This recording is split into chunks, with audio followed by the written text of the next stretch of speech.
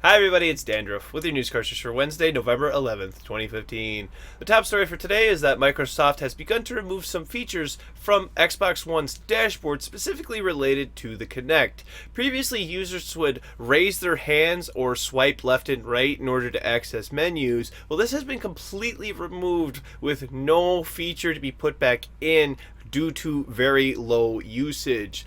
This really does make sense because you're not going to continue development on something very sophisticated and expensive like motion gesture controls if no one's going to use them. And this is something that has to have ongoing development, as there's always little nuances in human behavior that machines could interpret incorrectly, so it's always best to just keep honing and honing the software.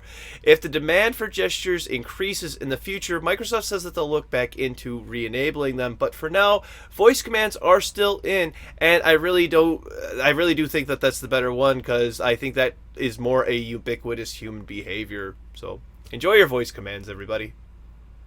Rainbow Six Siege had its beta last month, and now plans are going to continue through that the game fully releases next month. Ubisoft has finally gotten around to releasing the PC system requirements, which are actually very conservative in my opinion. An i3 560 or an AMD Phenom 2 X4 945 processor for minimum, 6GB of RAM, a GTX 460 or a Radeon HD 5870, which are both 1GB GDDR5 cards, 30 gigs of disk space, a DVD drive, DX9 sound card, broadband interconnection, 64-bit operating system, you know, the usual on that. The recommended are an i5 2500K or an FX 8120, 8GB of RAM, a GTX 760 or a Radeon HD 7970, both of these being 2GB GDDR5 cards, 47GB of disk space, which I really don't know where to account for those 17 extra gigabytes. And then the same 64-bit operating system, DX9, DVD drive, broadband, blah, blah, blah.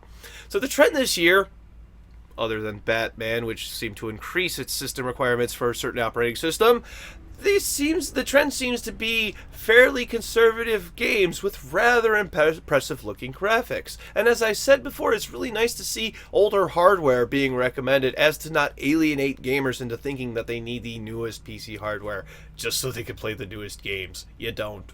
Older hardware will do just fine. Nintendo has had it pretty rough this year, dealing with things like the death of Mr. Iwata, who will be sadly missed, and the company and fans grieving along with that, to other things like having to deal with the delay of Zelda to 2016, all the while releasing new information about a console that is coming up. Things have been pretty off the cuff for them lately. Well, as a sign of normalcy, Nintendo Direct will begin airing again tomorrow, and it's expected to bring updates about what is going on with the Wii U, Nintendo 3DS, as well as possibly some new information about the NX. But Nintendo has previously stated this year that they wouldn't be releasing anything new about the system until next year. Tune in at 2 p.m. Pacific Time tomorrow on twitch.tv/Nintendo or nintendo.com/Nintendo Direct. Links are in description down below. And finally, Rocket League is getting its long-awaited Mutator DLC, which will allow you to create custom game modes by altering everything from the gravity to boost speed, even size and shape of the ball. If that's not your cup of tea, there's also a Mutator mashup playlist, which consists of 3v3 matches with a random cycle of presets, being Beach Ball, which is an oversized but slow, super bouncy ball, Cubic, a cube-shaped ball, and Boost will recharge on its own over time, Moon Ball, which is a low-gravity environment, and the ball also has lots and lots of bounce, Pinball, a small ball, but it's really, really fast and really, really bouncy, and then Time Warp, where you literally slow down as you get closer to the ball. That sounds fun.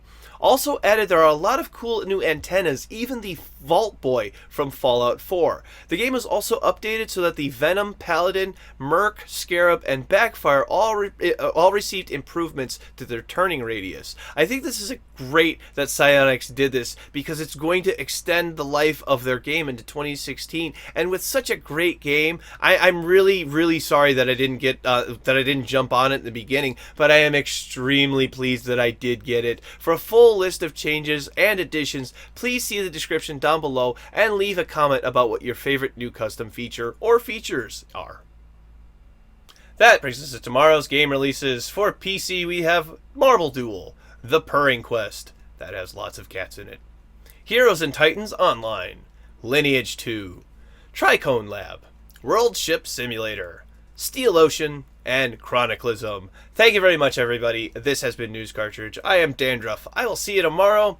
And my wife asked me if we could have something more Christmassy on television, because you know the holidays are coming up. So I put on Rocket League and played in snowy conditions.